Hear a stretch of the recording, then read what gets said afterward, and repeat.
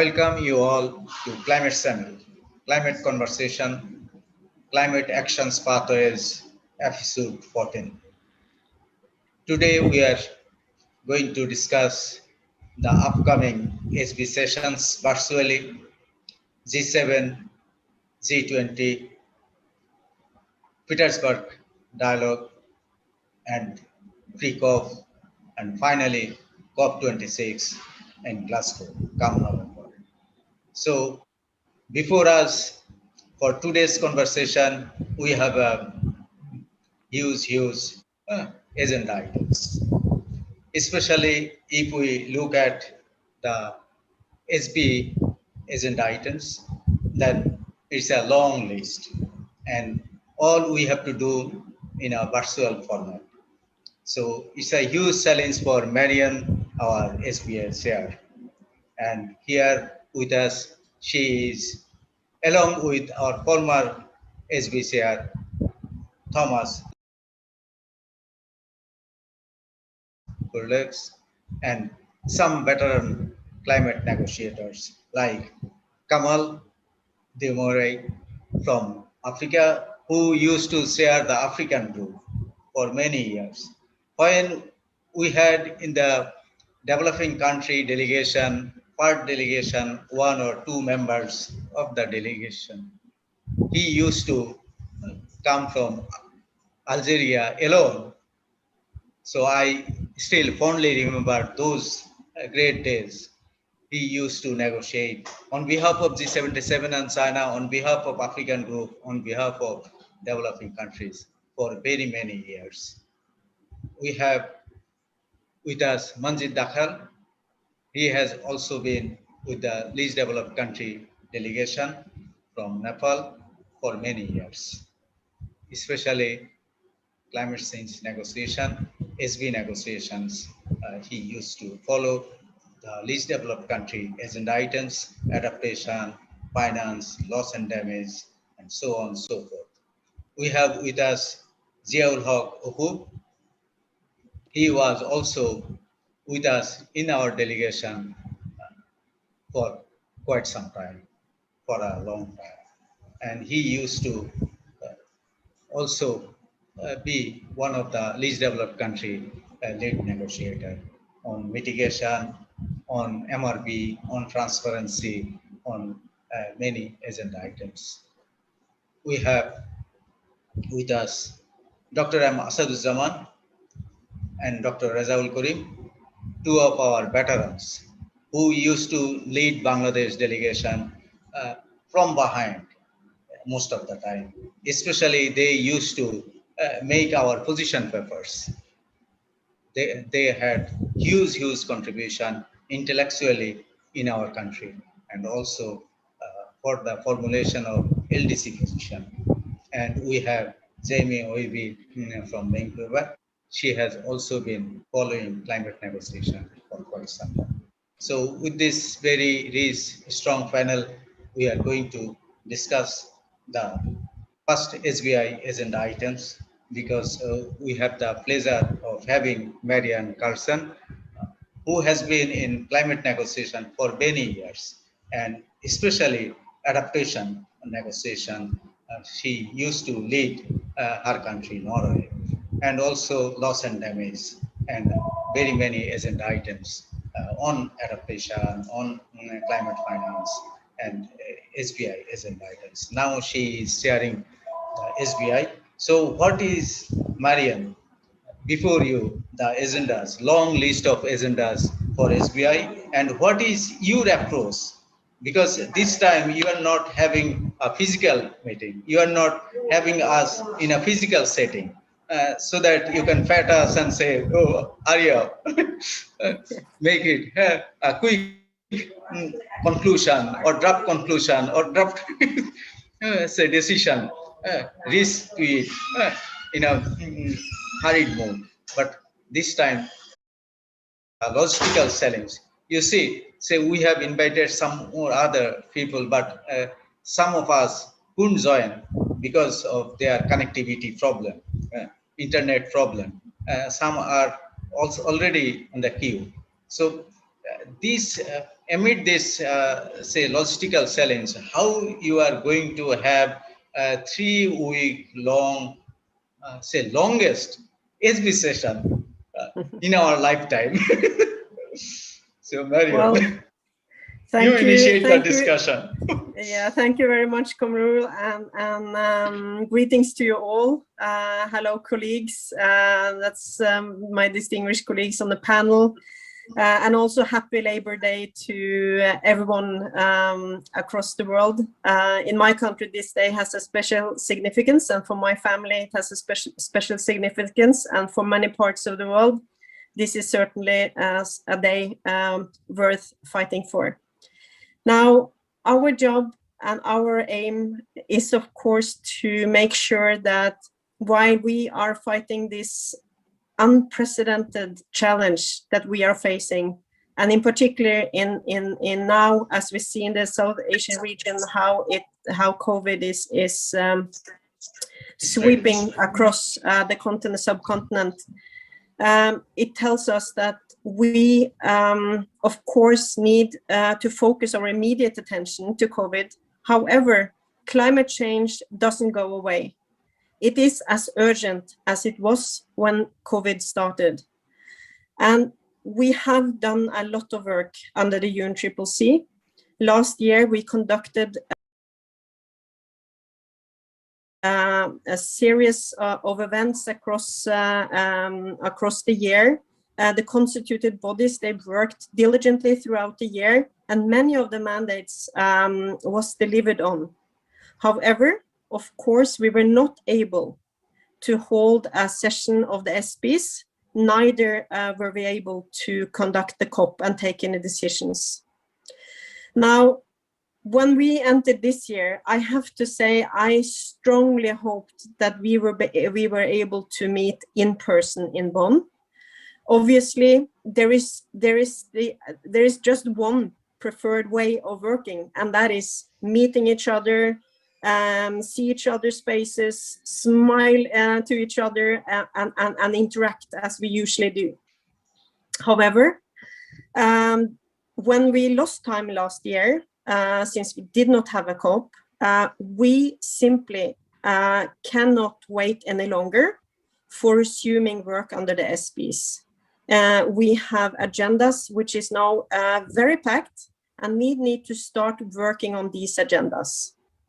Importantly, we need to also take into consideration that we need to work in transparency, we need to work inclusively, we need to take into consideration connectivity issues, time zone issues. We are, I think, located on only in this call in 3 different time zones. And I think we need to really look at these issues, work a lot, and we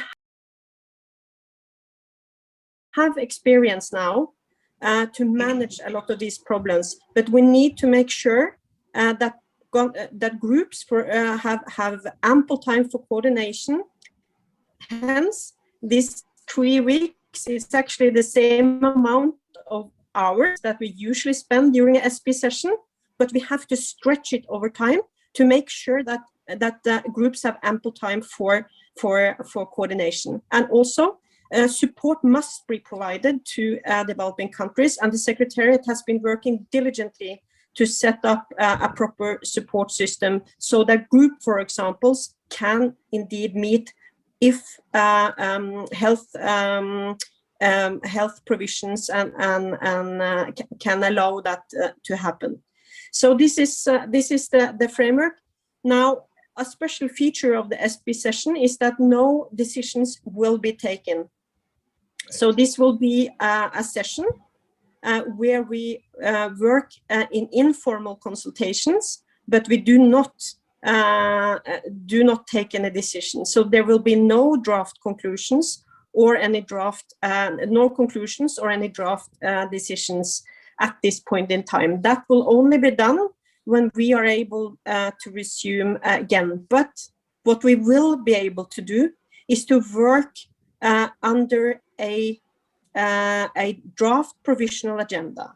which includes all items. And I think this is imperative. No items, no issues can be lost because of COVID-19. Our mandates remain intact. Parties have tasked themselves with a tremendous amount of work to address climate change. And this we will now be able to start working on in this informal consultation climate change, but and this under we will now the draft provisional agenda, and I think that's important. And let me also say that there will be written outputs under they will be the draft provisional agenda, and I think but indeed that's important. And let me also say that there. So I think we are meeting in the only format we have, but we have to take on board, of course, the consideration of all these restrictions and limitations that is experienced across the globe, and make sure that we have proper support measures for those who need it. Thank you, Marian, for initiating the conversation with your approach, and also sharing that these SBs will be in a very informal setting, and with say provisional agenda items, not take any decision, not take any conclusion, but we will have very informal consultations, negotiations. I would now like to ask Thomas. You are also SBCR, SBI, and SAFSO. So, if you are there, what would have you done in this challenging time, like Marian? So, how you foresee things would unfold in the, say, negotiators' way? First of all, Marianne, best of luck with this. Yeah.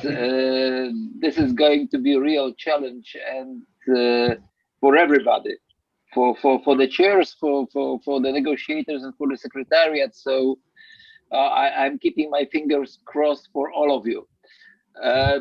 I can only remember what has happened. Well, that was. It must have been June 2012. Yeah, in Bonn. It was Bonn. Deadlock. Yeah, isn't that right? No. The deadlock was a year later. Yeah. That was the session between Durban and Doha. Yeah. And we had the review of Article 6 of the Convention. Yeah. And I remember colleagues, particularly from Caribbean, from Dominican Republic, but in fact, everybody very positive, very, very willing to agree on something. Simply as usually, the time issue was a problem, and we could not finalize the work during the June session with something that could be sent to the COP for adoption, for consideration and adoption. And we have decided, well, that was an experiment with a little bit of hesitation, but somehow we managed to overcome this hesitation, to propose the following. Okay, guys, you have time from now to the beginning of Doha COP. Right. Just use this time in the way that it would be most conducive for coming to the COP with something that could be put on the table and discussed. Of course, we finished the negotiations, and officially the outcome of negotiations, what we have on paper, what we have discussed here in Bonn, but nothing can stop parties from talking to each other, from discussing, from preparing some proposals that could be submitted later. And it has finally worked. Right. It worked. And surprisingly, we had no such a pandemic reality like now.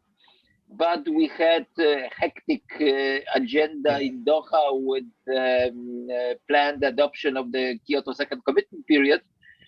So I remember I really spent some time to reassure, particularly Richard Kinley, who was the deputy Yeah. executive secretary at the time, who was Yeah. extremely cautious not to Yeah.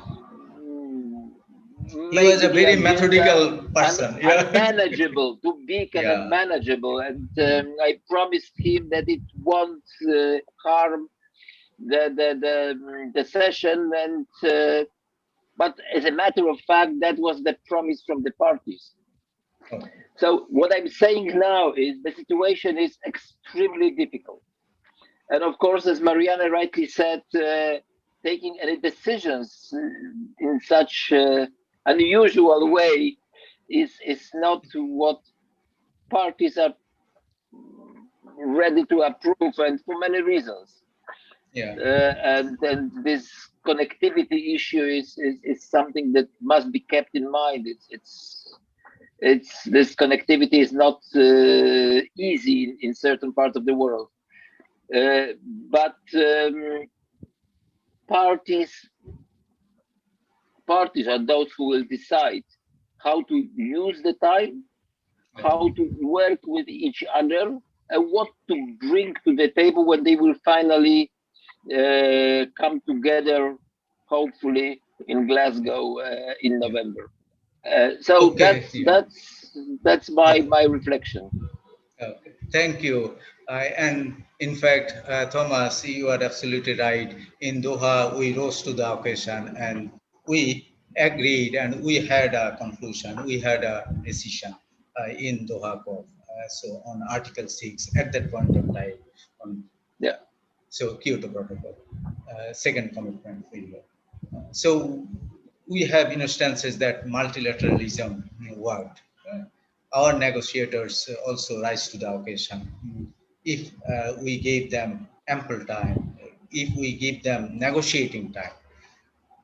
Manjit, what is your reflection take? Marion is Um, here, so whatever you want to say, flag that right now. thank you, Kamrul. Thank you, everyone. It's good to be in this discussion. Um, yeah, Marian Thomas, who has a rich experience in this process and facilitating the difficulty, the difficult negotiation in those. Like there are cases like in past where we have resolved working together. So I think that experience really worked. So. I think we all understand we are in this extraordinary situation. Travel is not possible, and as Marianne said, we postponed the meetings last year, and then now I think everyone has realized that only postponing the events is not a solution. Yes, COVID has impacted all our life. We all have been a victim of it, but we still understand, and we have heard this in many of the high level events, that the climate change is a problem, is the problem that we all have to face, and we cannot just keep on postponing the decisions. Uh, yeah. So in this regards, in many of the events, that the chair of the LDC group has also made it clear that uh, even as the COP26 has been deferred to 2021 because of the pandemic, there is no way that we can defer our work. So therefore, we need to find a way to work together to progress on the agenda, and respecting the views of all the parties, making the process inclusive, also addressing the situation that many of the countries, particularly the least developed countries, the other developing countries are facing in terms of internet connection and the other issues that we discussed. So in this regards, the additional points that has been said from the chair of the LDC was, yes, it may be difficult to come up with any formal decision during this time. However, we need to pave a way that would help us to grapple the decision when we reach to COP26. So as Marianne said earlier, I think that's exactly the process is moving ahead to make progress. the speech session, the extended speech session, it sounds like extended, but I think the time slot for every day is short, and we have this habit of continuing the meeting overnight, which obviously now will be challenging in this virtual mode.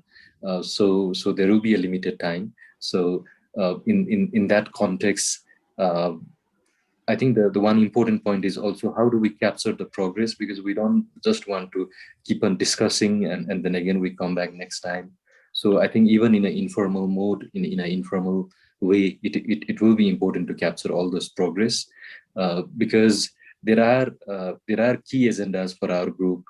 For example, we have repeatedly said many times, the work in terms of the rules of the Paris Agreement, the remaining item has to be completed, particularly Article 6, the work under the transparency, and others.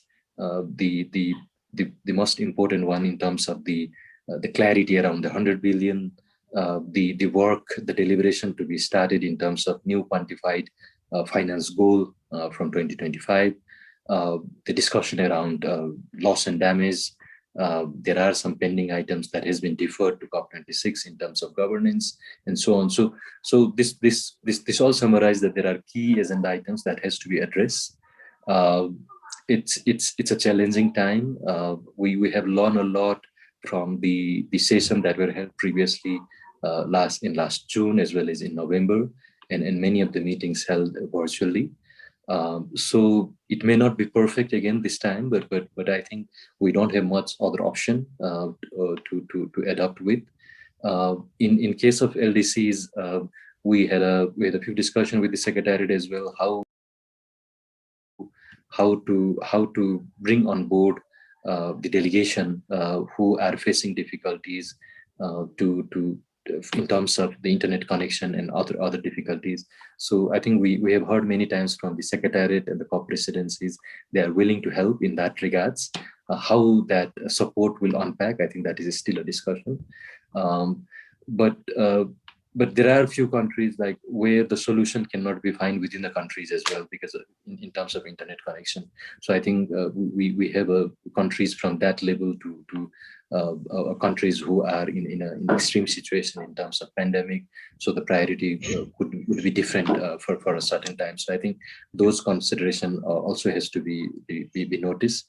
The information that I have from the LDC chair's office is the survey is in progress from the chair's office to the LDC delegation to understand the difficulties that LDCs are facing in terms of virtual connection. So all those information will be compiled and then shared with the secretariat to how to help those countries. So in conclusion, I think we all are working in a limited options available in front of us. So we need to find a ways to bring on board all countries who may not have a same level of luxury in terms of connection and other infrastructure. But we have to make a progress. We cannot keep on postponing the meeting. Yeah, thank you.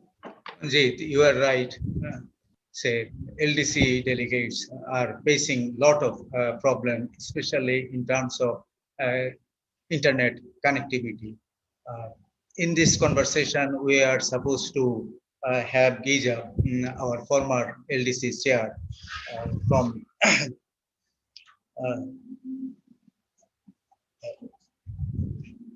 then also we are supposed to Angola, and from Zambia we have our friend Ibrahim, and then also Fred Honduri from Uganda. They are supposed to join in this conversation, but they are facing a lot of trouble to connect. And also Zahir Fakir, 3 times he couldn't join, but 3 other times he could join. So it's a fair share, but this time also he is yet to join, so because he is facing a lot of problem. So with that challenge, we have to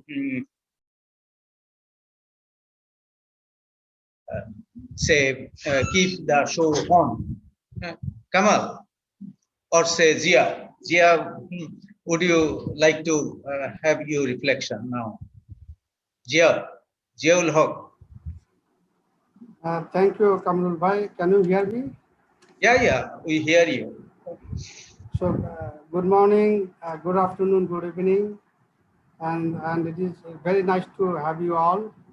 And the Marian, the Thomas, they are very senior veteran negotiators, and we wish to hear from you both in the second round of our discussions.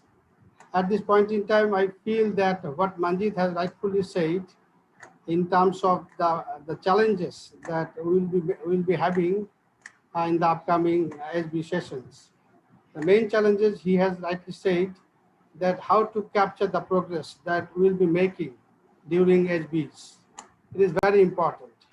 And another point is that Marian has already said that there are a number of agenda items, jam-packed agenda items to be discussed during SB sessions. But frankly speaking, that we have been putting our sincere efforts to operationalize the Paris Agreement in a full and effective manner as soon as possible. Meaning that there are 3-4 agenda items we should provide our central focus, how to resolve this issue by COP26 or by CAB3. And remaining agenda items that have been going on over the years, the continuation of discussions, we obviously will discuss them in an appropriate step. But my point is that with regards to the allocation of time, the distribution of time for across the agenda items, we have to be careful about the fact that there are some agenda items deserve greater time, longer time for discussions and for creating a fair understanding among the parties.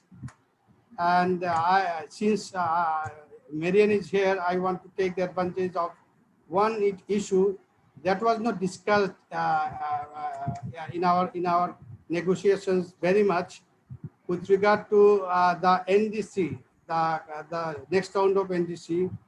There has been a confusion among the parties that since we didn't have any concrete decisions by the CMA or by COP, when to submit or put forward our next round of NDC.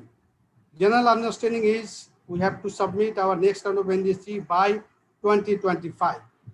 But frankly speaking, there is still confusion since there are mandatory provisions in line with Article 4.9 that all countries has to submit NDC every 5 years in accordance with COP21 decisions and relevant decisions to be adopted by the subsequent CMA.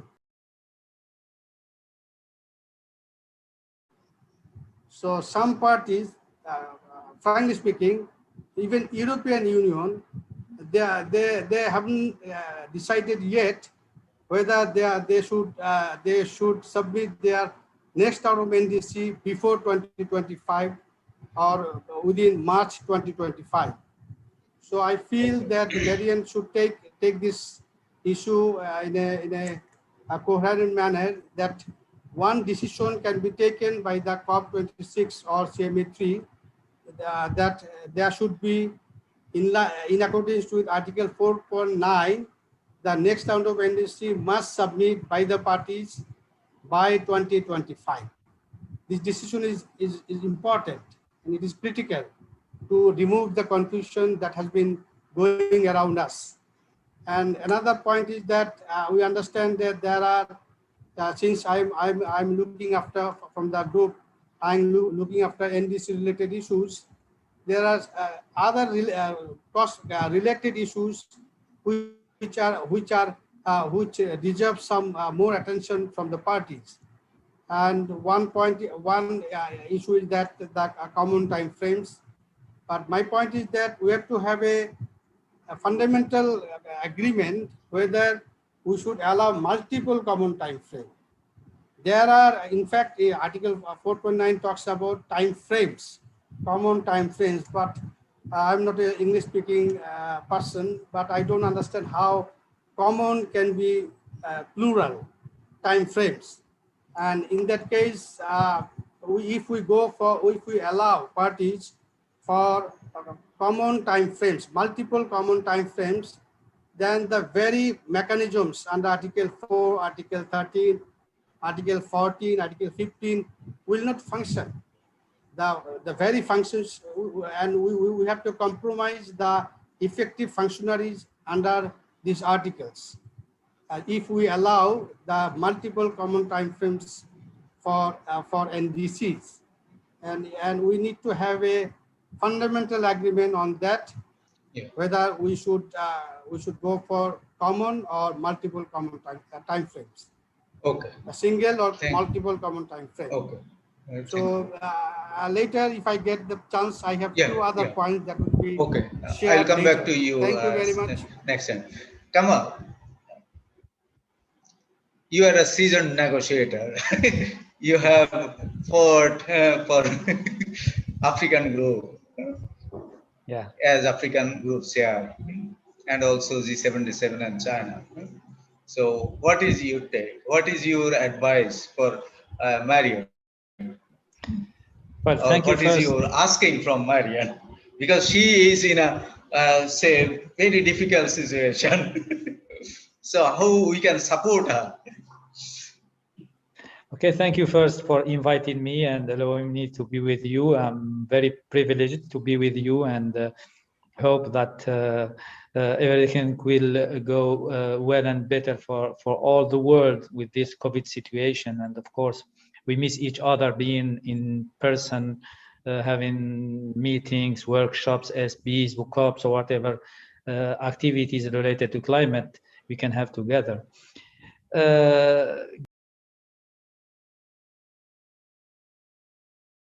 Giving advice, this is my role since 2016 as advisor to the African group, but I'm not sure that I can give advice to Marianne or Thomas. They are very well more experienced than me to be able to give them any kind of advice, but I can even share some thoughts about the situation we live in. Of course, we need to advance. I fully agree that postponing things will create a kind of historical accumulation of duties and responsibilities we need to cover, and we need to deal with in our culture. We try always to not to displace the problem from place to another place, but to solve the problem, because what we are doing is just to postponing, but we still have the problem. And with the climate, the problem is amplifying, is increasing for everybody. It's not something that is specific to any country or any region. The world is warming, and we need to do something. I hope that in advancing the needed negotiations through the SBs and later on, we can participate to solve the situation in the world. Now, on the virtual SBs, this is needed. We must have meetings and continue working. Now, as the COP Bureau decided to have those SBs virtually, this is something positive. It gives us a positive signal to the outside world that negotiators, that parties are trying to do something, even virtually. My thoughts would have been, we are all experiencing, and we saw last year the June momentum, the November dialogue, and the different meetings we're having in our constituted bodies, in different constituted bodies, that working remotely is something which is very, very difficult. Even for 3 hours per day, it's something challenging. From different perspective, it's really very challenging. Well, we have those SBs virtually. This is good. Now, my thought would have having those three weeks in a row is something which will be very difficult, and I really don't want to be in Marian's position. I'm sorry to say it, but it will be really very difficult for you and for the co-facilitators, for the co-chairs, or for those that, for the secretariat even, and for the leaders of the groups. It will be really very difficult because being there, just doing those things 3, 4, 6 hours per day virtually is really extenuating, and it's very difficult. Now, it would maybe thinking about having those SBs in 6 weeks, for example, having work on a week and the other week off, and because we have time till July, and I understand that some don't want to sacrifice their holidays, their July and August holidays, but we are in a situation where we need to compromise and to be flexible and to move on. I have seen it will have allowed 1 week working SBs and the other week having not a rest, but at least would allow a coordination among the better coordination, and then the week after, and just having these SBs in 6 weeks better than 3 weeks. This is just my personal thoughts about how I would have suggested things. I will stop here because I know I'm taking too long. Thank you, Kamal. Thank you for giving me My this bro. opportunity. Yeah. Dr. M. Asaduzaman. Dr. M. Asaduzaman. Thank you, Kamrul, and thanks everybody, and good evening, good afternoon, good morning, as it applies. I would like to make just 1 or 2 points. I understand Marian's SBI chair's difficulties in reaching at the decisions. That's okay, given the extraordinary situation we are all passing through. That is understandable. But when there are specific, clear-cut confusions regarding past decisions, like as Jia has argued in some cases, I think even if decisions are not taken, these should be clearly flagged for the next SBI to take it up for final recommendation to the court, so that within this year, those confusions are completely clarified. That is one.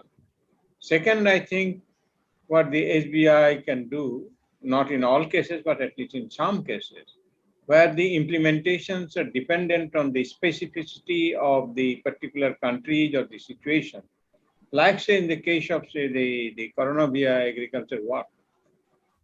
I had been just reading today again the last month's report that the Secretariat had produced on the 6th workshop of the Corona via work.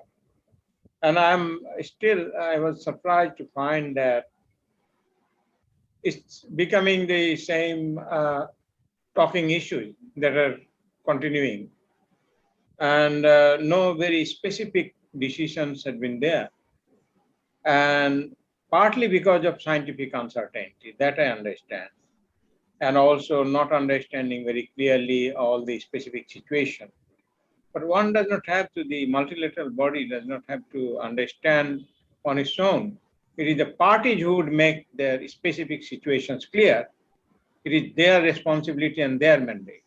If they don't, we'll have to decide on the basis of whatever I think response we get. So that is the one thing that we must keep in mind, and because ultimately food security is paramount importance. And despite all the things, all kinds of arguments back and forth, whether agriculture should be part of these, whether it should be part of mitigation or all these kinds of, I think we should be past of all of these. The fact remains that agriculture is a contributor to emission, and second, but agriculture is also the most threatened human system for our existence. So we'll have to, one way or other, make these two things run parallel. Exactly how to do that, that is the scientific uncertainty we'll have to eliminate.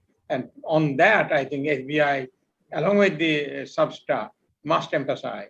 Thank you very much. Thank you, Asad Bhai, for raising a very important question. Then, Jamie.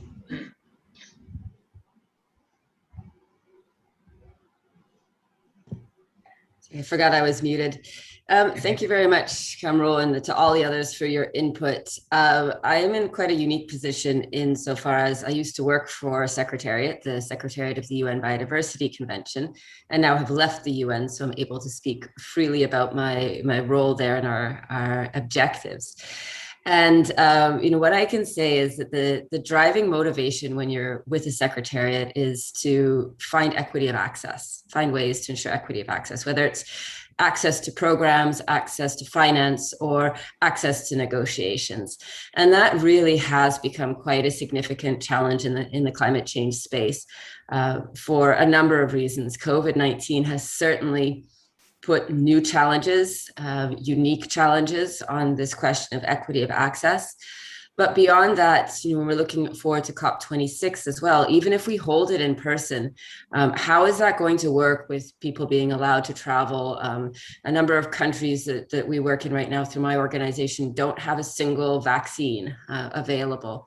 So, we really need to be thinking over the long term about how we can start promoting equity of access for all parties, but also for the other groups that may not have access to the same resources that official parties have, especially youth. So that is my concern, is that in developing new ways of ensuring that the negotiators have access to the discussions, how are we going to promote or continue the promotion of the excellent work that the Secretariat and the negotiators have done to facilitate the access of youth and women and other groups to the discussions in a very meaningful way. And, I know certainly from my own interactions with youth delegates at things like COPs and subsidiary body meetings, they really benefited from that mentoring and the guidance that happened in the hallways. They have no choice but to observe the negotiations. So, how do you ensure that youth are able to participate in the subsidiary body meetings, that they're able to learn from it, that you're able to take advantage of those meetings to build the capacity of youth to step up and be tomorrow's negotiators, tomorrow's leaders in this space. And that's what I would say is an additional challenge to the challenge that's faced in terms of connectivity and the operations of the meetings for the negotiators as well. Yeah. Jamie, you are absolutely right. You are our future negotiators, our future climate experts, our future adaptation specialists, our future politicians and policymakers. Marion, you have a lot of agenda items. Zia was asking for, NDCs. In NDCs, okay. In NDCs, we have a lot of, we have a lot of agenda items which are yet to be cracked. There are some hard nuts. How to crack those? In negotiation, we always take the soft nuts first, then go for hard ones. Then also in adaptation, our adaptation goal, Secretariat has already produced one document, and we need to flesh out what is adaptation goal, what is adaptation finance, how much we can mobilize, and also the criteria, the evaluation methodologies we need to, how to estimate adaptation actions and also adaptation, calculation of adaptations. Then also loss and damage is a crunch issue, especially for the LDCs and also AOCs.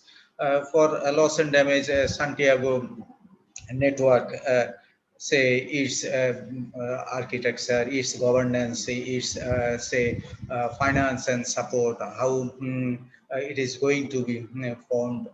So those are the issues we need to resolve here in say virtual meetings. So it is very challenging. Then also finance, we have lot of say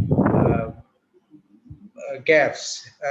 How to manage that gap? How to have 2025 say say $100 billion negotiation from 2025, what will be the quantum, how we are going to mobilize that resources. So those are the issues we are confronting. So what would be your approach? And since it is a very informal type of negotiation, you need lot of say co-chairs who are very seasoned one, experienced one, and also there should be a balance from developing countries and developed countries, and also within developing countries, LDCs, African group, and say most vulnerable countries representation. That should also, as Chair, you should maintain. So that delicate balance, I know you will be supported by the Secretariat. So you have a lot of challenges. Marian. And Zia, you have any question for Marian? Now No, or no, come back actually, after? Okay. no, just So, one. so Our LDC chair, former LDC chair, Gija is here. oh, So, yeah. Oh, I see. yeah, Okay, so so just a minute. Geja, can you have your say video on? Geja?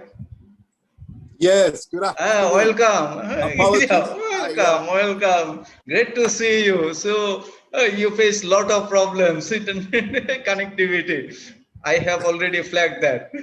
So what is your take? Yeah, Marian is here, our SBI chair. So what is your ask to her? I've been listening. First of all, thank you very much for inviting me and allowing me to be part of this conversation. Secondly, due to connectivity issues, I'm going to cut off my video because it helps the bandwidth and it assists in the connection. There's one problem already, yeah? But we solve it by removing the video. Now, in terms of IASC, I mean, I've been hearing from very experienced and seasoned negotiators during these few minutes that I've joined, from Thomas, Yaul, Kamal, Manjit. They've all shared So you have experience, heard. and they've all, yeah, and they've also outlined some of the challenges and the decisions that we have to make. I think that the one thing that I think is a bit missing when it comes to the upcoming session and even COP26 is expectations. I think that we must be careful and measured in how we message the expected outcome for both the SB sessions. Firstly, I mean, in addition to all the challenges that we already have, we now have this pandemic that is imposing upon us communication challenges. The schedule will compromise our ability to coordinate. And as most of us that are part of groups that need to coordinate know, it is vital to allow for sufficient and ample coordination among groups and subgroups and among parties and in between groups and etc. But what I was getting to really is the messaging. We must not send to the world this expectation that with the SBs, with the virtual SBs and with COP26, we will resolve the climate crisis. We will not. And it's important that stakeholders in our societies, in our governments and so on, understand this. This is a process. I keep saying the Paris Agreement is nothing but a mechanism to do climate action. And we must do climate action. And we will not do climate action by holding a COP. or by holding a COP or the SBs finally. So I think that that is an issue that must be taken on board as well, and particularly by the Bureau and us all really. We must make sure that we manage the expectations of those that look upon us to resolve this issue. This is not to say that we must lessen the urgency to act. And with regards to those items on the Paris rulebook that need to be resolved, it does not mean that we need to continue to postpone resolving them, such as common timeframes. There, I think, is just a matter of logic. There are some issues in where we have some technical fundamental differences that must be resolved, such as Article 6 issues. I'm not sure whether an adaptation goal is so difficult to arrive at. I think we know what the matter is with finance, but we must not set ourselves up to be looked upon as having failed once again to resolve the climate crisis, because that's not what COP26 or the SBs are meant to do. Thank you. Thank you, Giza, for not only your participation, but also your reflection, your take. I think Marion is a seasoned negotiator, and she knows how to crack hard nuts for very many months, very many long nights, early morning negotiation, midnight negotiations, Marion. That's true. So That's true. all hands to be on the deck. Yes, that's true. At the same time, obviously, the UNCCC is in parties' hands, and I am only here to serve parties and make sure that they have the best conditions to bring forward their collective will and determination. And I think what I hear here in this call and what I've heard across all groups and all groups of parties, but also and indeed all the NGOs, all the researchers, all the youth, and everyone I have been in contact with have this determination to work and to make sure that we do deliver. It is true, Giza, we will not be able to make a mega COP, a Paris Agreement every year. And that is not the intention of the UNCCC. A lot of the things we do is to maintain a system with things that might seem benign, that may seem simple. We have reports to go through. We have all the things we just need to do. And of course, it is not a big bang every year, but these things are so important for the international governance system of climate change to function. So this makes, of course, COP26 imperative, but it is true that we cannot expect a big bang every year.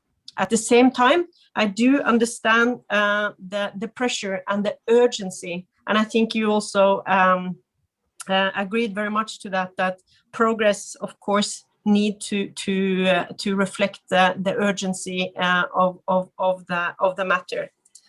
So managing expectations is indeed important, and an important part of the managing of expectations is also to include everyone in that decision making process in a way that they understand what issues are on the table, what is needed to address these small steps and also bigger steps.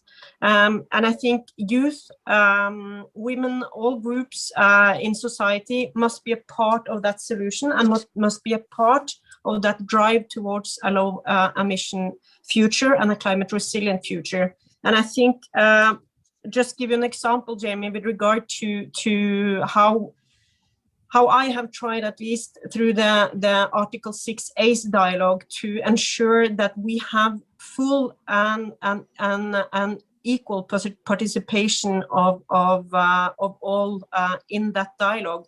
first of all, yes, last year's dialogue, the regional dialogues, we had then, I think it was 4 or 6, I cannot remember, regional dialogues, making sure that we, in that particular time zone of that region, were able to then include not only in the meetings, but also in panels as facilitators. We had youth. We did that across the regions. And I think the participation and the engagement we saw, although virtual, was quite tremendous. Now up to, in the run-up up to SB session in June, I am convening a series of meetings under ACE, where all the observers and including the youth constituencies are fully engaged on equal terms with parties. And my experience so far is that when we look at who is taking the floor, 40% has been from observers constituency, including youth. And I use them in panels, I use them as facilitator in breakout groups to make sure that the voices indeed are being heard. Now, with regard to the session in June, we will work as close as we can to the normal procedures. That includes also the how we treat observers. And thank you very much, Jamie, for that comment. And I think what we're doing in June is that we will apply the same rules. So the informal consultations are as open as in a usual setting. Of course, what we will miss is that corridor talk. All those organizations that sit with negotiators, having that talk in the lunch break, for example. That, of course, is something that we have difficulties in catering for. And indeed, we need to resume in-person meetings as soon as possible. And let me go to Kamal with regard to how we organize ourselves to make sure that groups have ample time for coordination. And I think this is a tremendous challenge. And I think Gisa also alluded to this. And for the LDC group as well, being spread across how many time zones? Probably all of them. This is a tremendous challenge. I think we need to recognize this challenge. We need to take it aboard. We need to make sure that we schedule the work hours in a way that it's conducive for groups to coordinate, making sure that, in an ordinary setting, we would have a daily program, but maybe this time we need to inform about the scheduling in advance. We cannot have 4 or 5 hours of work a day. We need to concentrate and maybe only have 3 hours working days. It's one model, as you have said, 6 weeks. The Bureau decided for 3 weeks. I think that we will indeed, and hopefully we will not have to repeat this as a working mode. And I'm confident then that when we are meeting in Glasgow, this will be indeed in person. But I think it's important that we use our time efficiently. And with regard to that, should we prioritize? This is always a question, and particularly it's a question that is pressing at this point in time. At the same time, the mandates are all priorities for parties, and parties have different priorities. This is my experience as a negotiator for many years. And it is difficult to single out one particular issue that should take up more time than others. But at the same time, of course, there are some issues that we can manage time well for, and some issues are more takes more time because they are more technically, they are broader, they're more comprehensive, while others are more taking note of. And that is reflected, I think, in the way we work on issues and how parties approach the issues. And we indeed will help to the best our ability with regard to how parties would use their time. And turning to agenda items, Coronavia was mentioned here, and Coronavia is indeed one of these issues that we foresee good progress for in 2021 towards COP26. And it is true now that there is only one remaining workshop, but parties are now in the position to start considering and do the consideration that was mandated by parties. And of course, we will start that process in June. And that, of course, as you mentioned, the importance of food security. I mean, needless to say, agriculture sector is central to climate change and centrally also to humanity and our ability to deliver basic services to our people. Now, with regard to common timeframes, and thank you very much for bringing my favorite issue up. This is an issue which is very dear to my heart. Clarity on common timeframe is needed. COP26 is the time for delivering on this issue. And of course, parties have expressed many views. Indeed, we have 10 options on the table with regard to common timeframes. I think the time has come to consolidate these items, but we have also have to realize that we, in this issue, are faced with, I think, two very important issues. First of all, we need to align with the 5-year dynamic of the Paris Agreement. And whatever we decide on common timeframes, do not change the 5-year cycle of the Paris Agreement.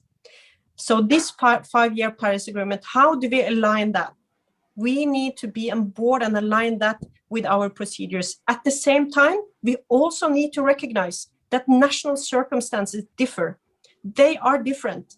And some have national circumstances that may not be conducive to a 5-year rhythm with regard to how they can conform it with their highest possible ambition.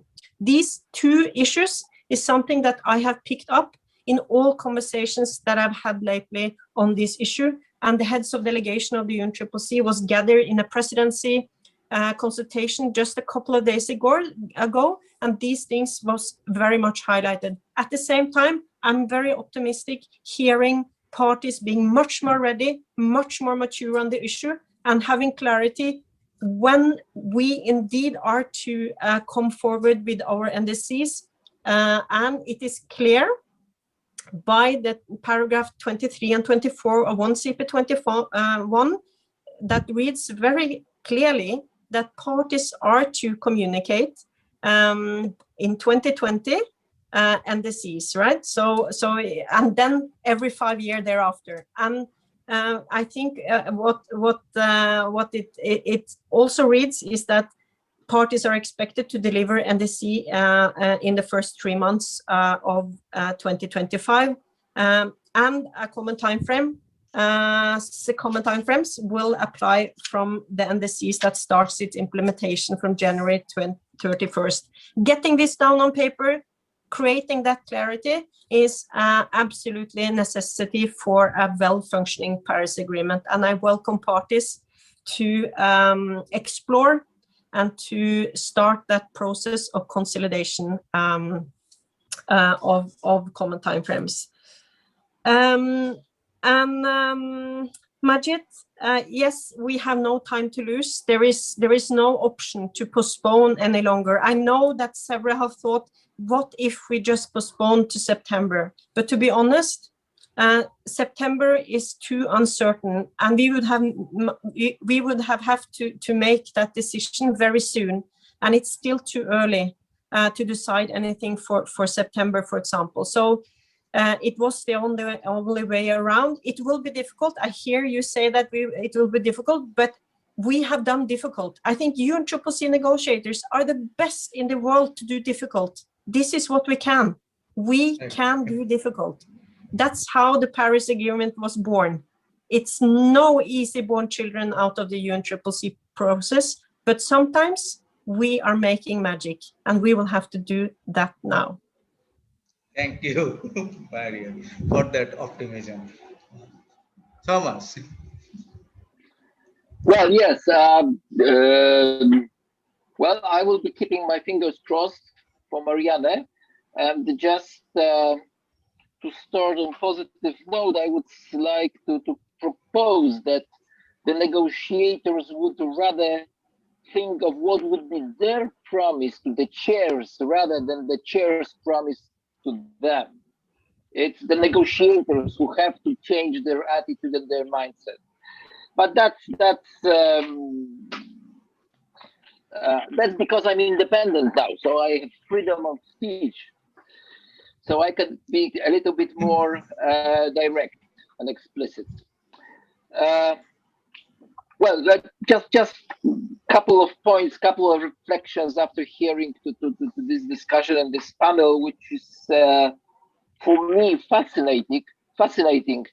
But for those who are not the FCCC process insiders, it might require some interpretation from English into English, because all these acronyms, all these references to decisions, paragraphs of decisions, Article 6 happens to be equally interesting in Paris Agreement and in the Convention. Our work program, is it about the same? Well, A is Article 6. Guys, nobody who is not the insider is able to get what we are talking about. So coming back to the roots, the language we speak is what makes or what may make people confident that what we are doing is useful.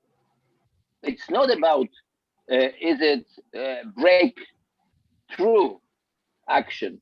Is it useful at all?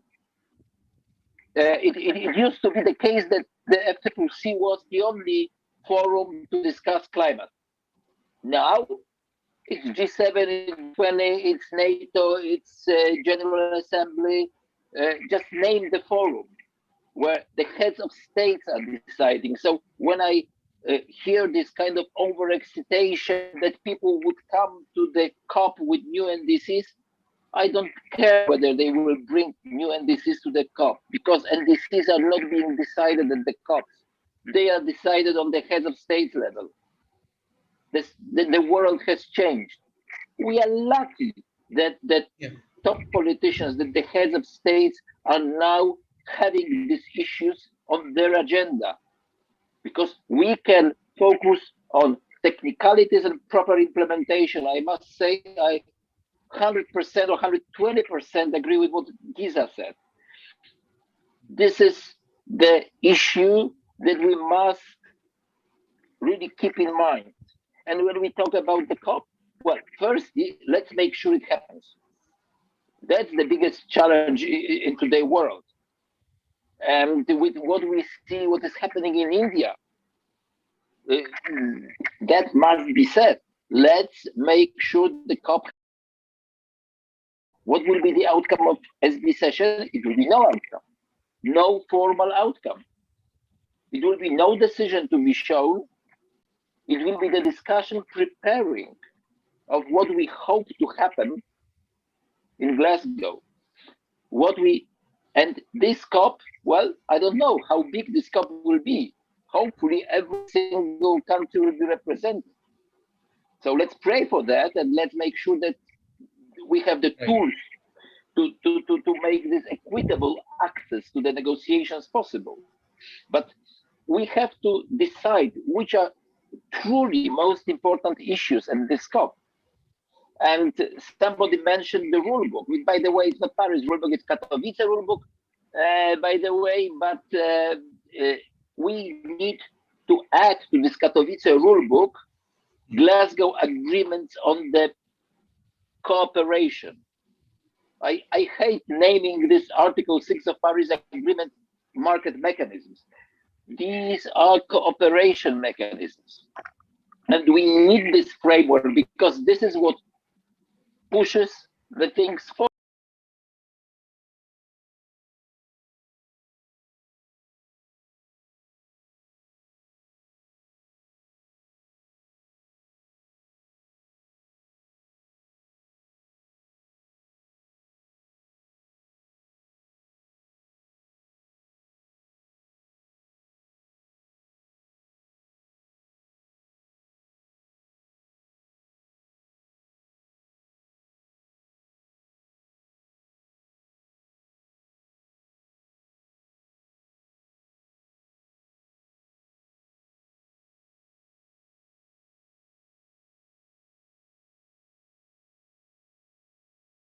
forward. There is nothing more important than climate action right now.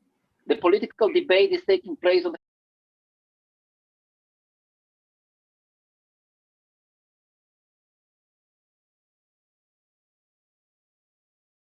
the system has advanced when we came to the November dialogue. This time now it's getting a bit formalized. Still, it's an informal meeting with no formal outcomes. I think some crucial decision has to be taken before November, before we plan for the COP.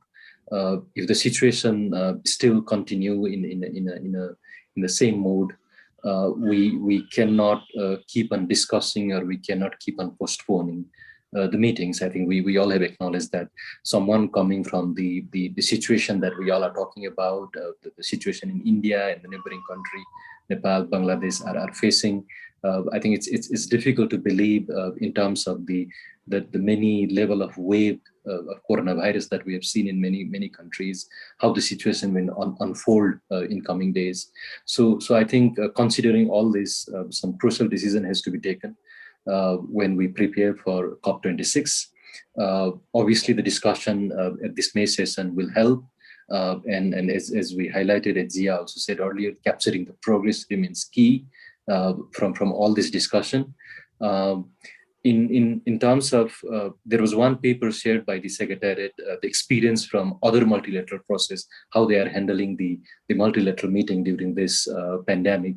And there are various options that are about postponing the complete meeting to organizing the complete meeting in a virtual mode, and options like a stepwise approach, dealing with the urgent issue and postponing the issues that require further discussion to the next meetings or next in-person meeting, or the hybrid meetings option. So I think learning from all those experience, and understanding the speciality of the UNFCCC process, a decision has to be made how to take this forward, because even though there has been a lot of good progress in the recent month, including the recent summits and the announcement that were made, it's clear we are still far away from achieving the 1.5-degree goal.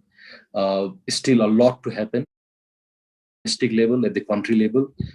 This COP and the decision that we take at the COP obviously trigger all those action for developing country in terms of finance, the gap that will from the various process, including the upcoming global stock take. So I think we all have to be serious and help to respond and take the process forward. Thank you. Thank you. Giza, are you here? Giza Martin. Kamal, do you hear me? Yes, Kamal. bro. Yeah. Yes, brother. Very briefly. Yeah. Well, the most important thing I suggest we need to think about is how to move on, how to be positive in the world we live in now.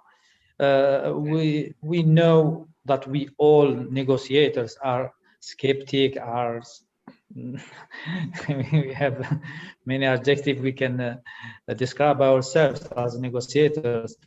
However, the situation is that we need to do something, to show some face, to some goodwill, whatever is the situation now, and we need to move on. For example, what can be done to be when I said 6 weeks, my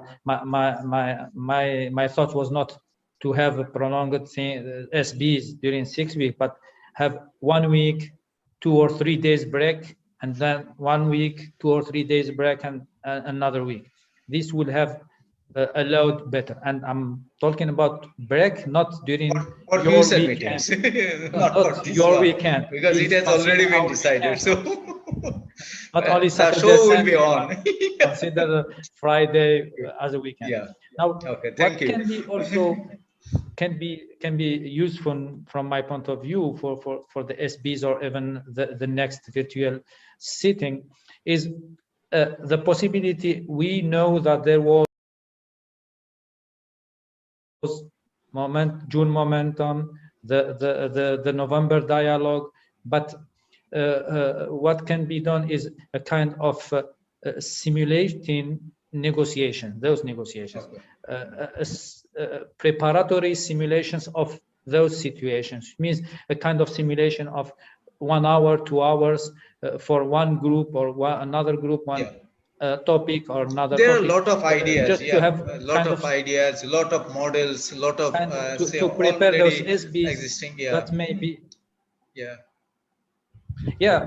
but specific for the SBs, it will concentrate and as if we are entering negotiations and how we can do things for those SBs. This may be useful just 1 or 2 weeks before the starting of the SBs to try to organize such simulation for Kamal, 1 or 2 hours. we have to also remember that this is a party-driven process. We are at the hand, as Marian also mentioned, that we are at the hands of the parties. So the Bureau, if Bureau decides in a way, we have to also follow that. Yes, for next session or next meetings, we can go for that. But that is also subject to the parties. That is also subject to the agreement of the in the Bureau meetings. Jia. Yeah, but I think Gaspar Martin, can you unmute? He is facing challenges again. Gaspar. I think I did. See, this okay. is. Thank you. this is the logistical challenge. You see, Kamal, you have to face this kind of things now. This is not your, say, 10 years back, 20 years back meetings of SBI. The famous Copenhagen. Famous Copenhagen, COP15 in Copenhagen. I was very pleased. So this is representative of what we will be facing. Yeah, right. Representative of what we will be facing, and you see, some of our delegates couldn't join today because of this connectivity problem. Okay. Yeah, I think that in particular to the Bureau of the SBs and the COP, I think it's important to embrace a high level of flexibility and prepare for us to have an extended SB session, despite the fact that we are not meant to make decisions, but we will be preparing decisions. So I think it is important to perhaps consider continuing work beyond the dates that have been fixed for the SBs through to what will be expected to be the COP, so that we can continually engage and have a way of at least recording progress, so that by the time the COP comes, perhaps we are ready to take some of these decisions. But definitely flexibility on this, and really reaching out and ensuring the inclusivity and transparency that this process requires. We could hold a COP maybe tomorrow, but it would not be a transparent and nor an inclusive one. So it is really important to reach out and to ensure that we have the greatest transparency and inclusivity possible, as climate action so requires. We cannot succeed in our challenge unless we ensure that transparency and inclusivity. Otherwise, we lose people along the way, and we do not have the option of leaving anyone behind. Thanks. Thank you. Jia. Thank you, Kamrul Bhai. We are having very rich and constructive discussions, very good. And in fact, unlike the Kyoto Protocol, the Paris Agreement is built on the nationally driven climate actions, so bottom-up approach. And at the same time, Paris Agreement established the rule-based system with a number of mandatory and voluntary provisions. So we have to carry forward both the approaches, both the fundamentals of the Paris Agreement, the nationally driven climate actions, as well as the rule-based system that we have established in 2015. And I feel that after the Leaders Summit, the political momentum has been created. So we have to relay this political momentum over the years, next years. Now the people start considering 2030 is the new 2050. So we have to have a mechanism that can actually determine or assess when we can update after global stock take, when we can update our enhanced ambition leading to 2030. So we need to consider those issues in a holistic manner. Thank you. Yeah. Thank you. Yeah, you are absolutely right. What I said in a couple of interviews that we need to see 2025 as new 2030 and 2030 as new 2050. So that way we should move fast, move forward, try to have it in 2025. From 2025, we can have steep targets. Then we can keep alive 1.5 degree dream of Paris Agreement alive. Otherwise, we can't. So this is the situation, and we have to address that. I am very optimistic and hope that in our virtual SB meetings, we can succeed, and also in Glasgow, we can deliver, we can act, and our actions can't delay further because we are in a climate emergency, we are in a COVID situation, and our biodiversity convention, our desertification convention, and our framework convention on climate change should have synergies. Amy, Jamie, for that you are here. No, thank you. And you're talking to my topic, which is the synergies between the Rio conventions. But very, very quickly, because I know we're running up against the clock, I would just call on all of the negotiators to take the COVID impacts on negotiations as a warning sign. It really is the tip of the iceberg.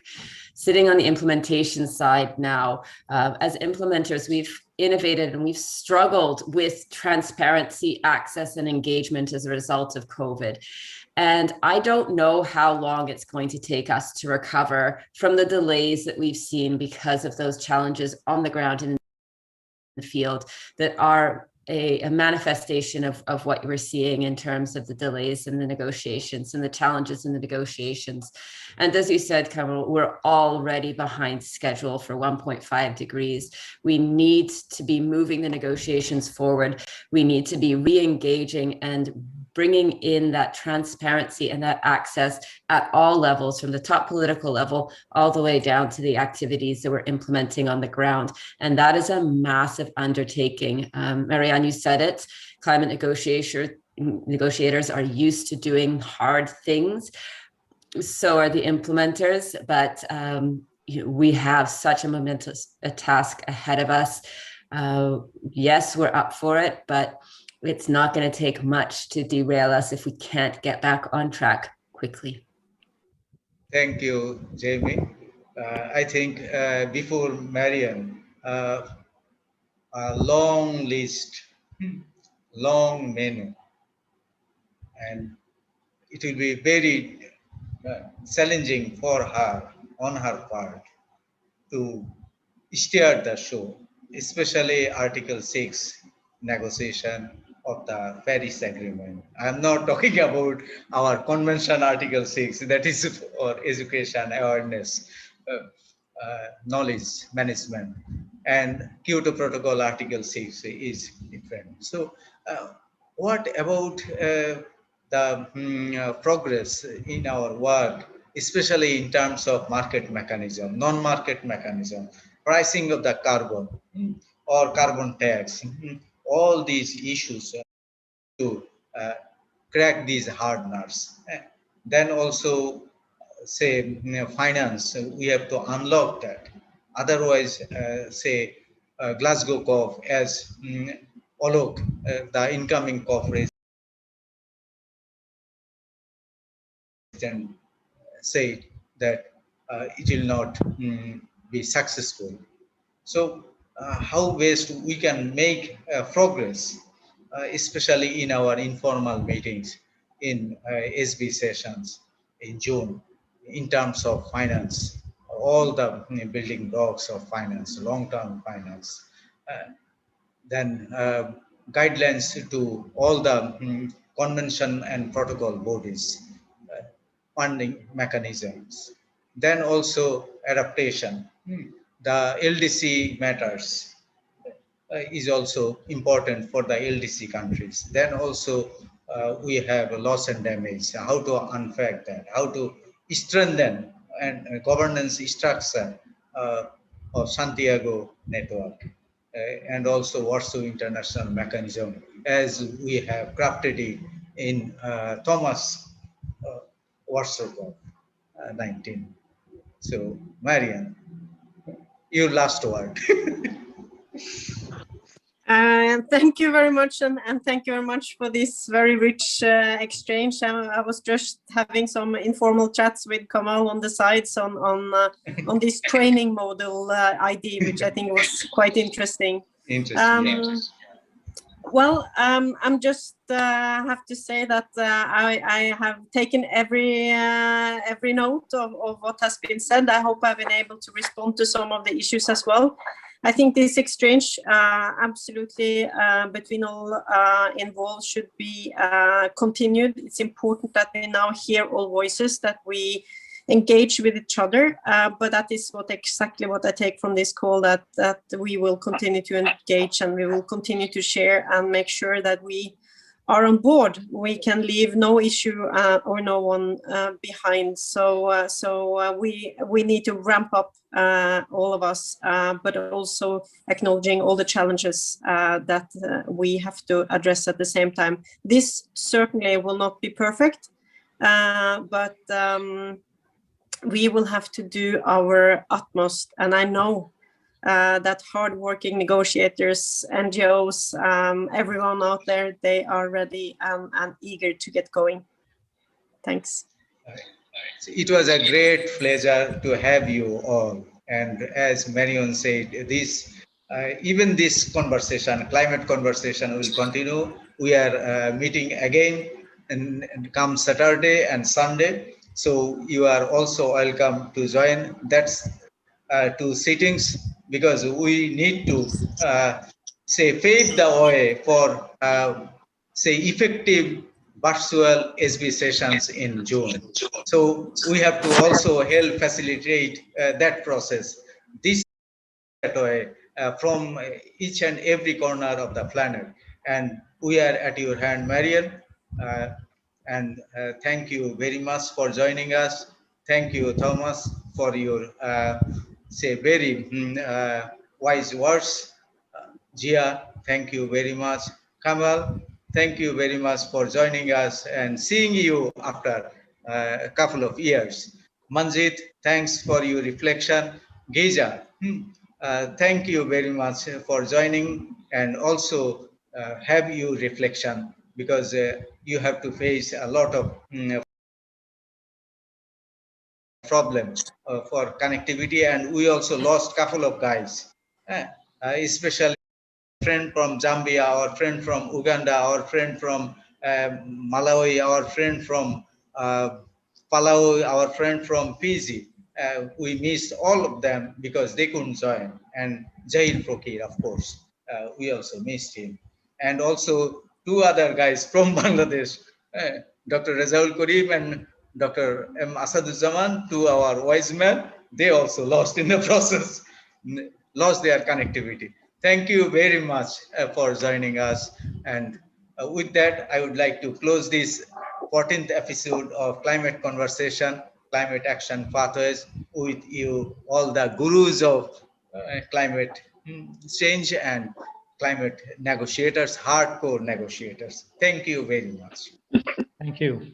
Bye. Thank you. Thank you. Thank you. Bye. Bye-bye. Thank you. Thank you. Bye-bye. Marian, Bye. yeah. Thank you. Nice to see you, Marian.